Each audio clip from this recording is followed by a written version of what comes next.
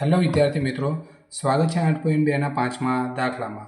કિંમત શું છે રકમ? તો 5 cos square 60 plus 4 sec square 30 minus tan square 45 upon sin square 30 plus cos square 30. બરાબર. હવે આપણને ખબર છે sin square theta plus cos square theta is equal to શું થાય? 1. બંને 30 છે તો ડાયરેક્ટ બી 1 લખી શકીએ છીએ અને કિંમત મૂકીને કરીશું તો પણ જવાબ શું થશે? નીચે 1 જ. બરાબર.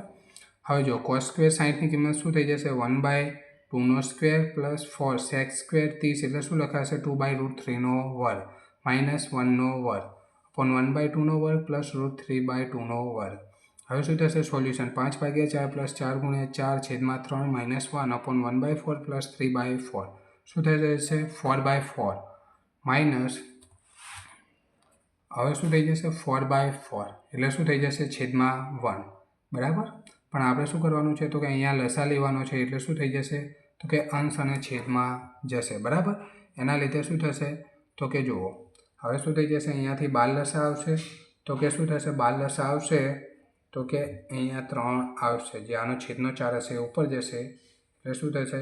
તો કે 12 લસા એટલે 15, 16 ચોક 64 માઇનસ અહીંયા આવી જશે 3 ચોક 12. બરાબર. છેદમાં શું આવશે? 12 લસા અને 4 અંશમાં જશે. 4 અંશમાં જાય એટલે શું થાય? તો કે બંનેના 4 ઉડી જાય એટલે છેદમાં શું આવશે? 3. તો આપણે ડાયરેક્ટ 3 લખ્યા. પછી શું થશે? તો કે અહીંયા મિસ્ટેક છે થોડી.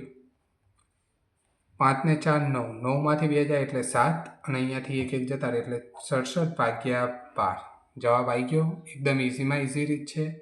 આ એકદમ ઇઝીમાં ઇઝી દાખલો છે. આ પૂછવાની ઓછી શક્યતા છે. પૂછાય પણ કેવા? તો કે 2 માર્ક્સમાં પૂછાય.